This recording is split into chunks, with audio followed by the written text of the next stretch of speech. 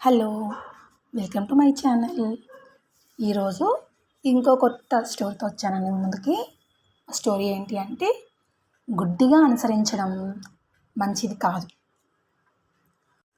ఒకరోజు ఒక సన్యాసి తన శిష్యులను వెంటబెట్టుకొని ఎటో బయలుదేరాడు. దారిలో శిష్యులకు చేపలతో నిండిన ఒక కొలను కనిపించింది. గురువు ఆగి చేపతో సహా ఆ నీళ్లను నోటి నిండా తీసుకున్నాడు. అలా కొన్ని దోసిళ్ళు తీసుకున్నాడు.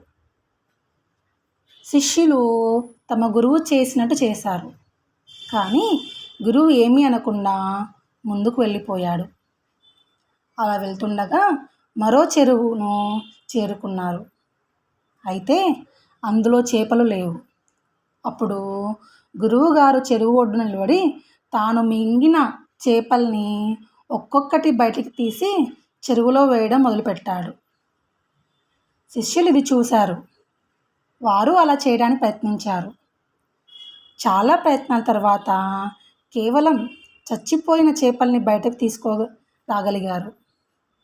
అప్పుడు గురువు ఇలా అన్నాడు, ఒరే బుద్ధిహీనులారా, కడుపులో చేపల్ని సజీవంగా ఉంచడం చేత కాలేదా? అలాంటప్పుడు నన్నెందుకు అనుసరించారు? అందుకే అన్నారు, దేన్ని గుడ్డిగా అనుసరించరాదు అని. ఈ స్టోరీ నీతి ఏంటి అంటే, ఎవరిని అంత గుడ్డిగా నమ్మకూడదు. మనం కూడా ఏదైనా చూసి ఫాలో అవ్వాలనుకున్నప్పుడు మంచి ఏది, చెడు ఏది, అది కరెక్టేనా రాంగా అని మనం కూడా ఒకసారి మన సైడ్ నుంచి ఆలోచించాలి.